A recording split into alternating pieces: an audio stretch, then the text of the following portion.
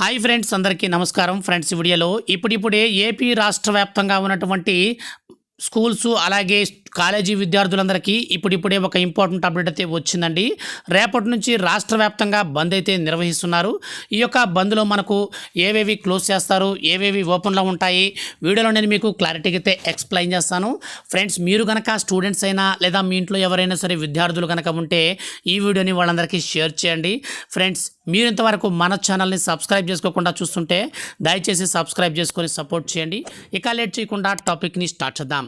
Friends, మన యొక్క రాష్ట్ర వ్యాప్తంగా రేపైతే మనకు బంద్ నిర్వహిస్తున్నారండి. ఈ యొక్క బంద్ ఎందుకు నిర్వహిస్తున్నారో దీనికి సంబంధించినటువంటి పూర్తి వివరాలు కనుక చూసుకుంటే మీకు ఇక్కడ నోటిఫికేషన్ చూడొచ్చండి.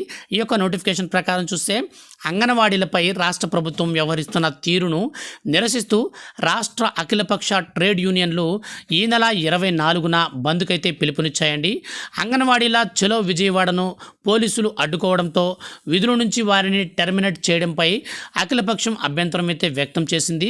అంగన్వాడీల ఆందోళనకు మద్దతుగా ఈ నెల 24న రాష్ట్ర బంద్ చేపడుతున్నట్లు మన యొక్క రాష్ట్ర యూనియన్లు అయితే ప్రకటించేశాయన్నమాట.